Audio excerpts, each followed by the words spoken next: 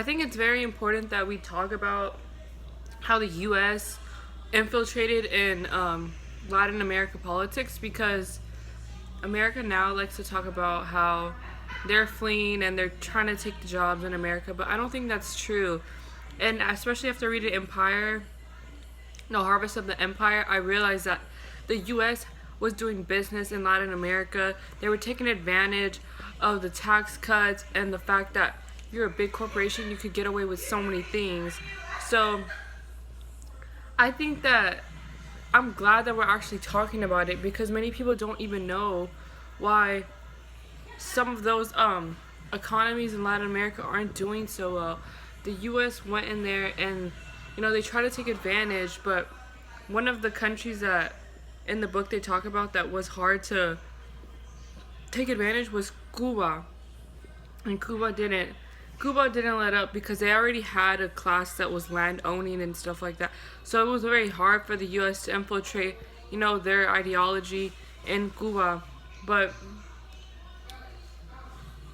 what's crazy is that what I wrote about it on here is that Puerto Rico was once one of the, like, known as one of the poor countries in the Caribbean, because there just was so many bad things going on. And there was this other person that I talk about a lot in my discussion. I forgot his name. What's his name?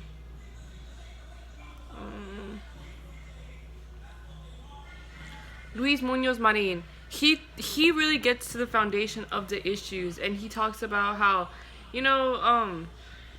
US doesn't really care about the citizens. All they want is money and how they can maneuver things.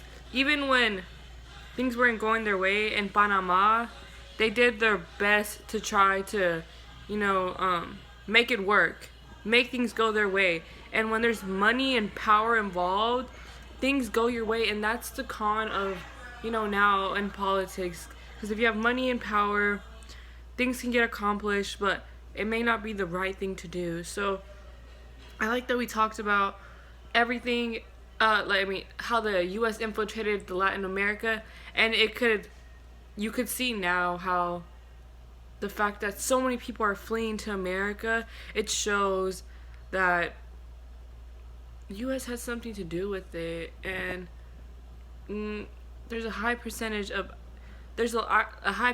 people that are actually native in the U.S. that are committing all these crimes and stuff like that. So it's really funny how they say that they're taking jobs and they're committing crimes here, when in reality they just want to come work, because their economy has crashed and they can't really do anything about it. So I think it's very important that we touch base on the Latin America history regarding America.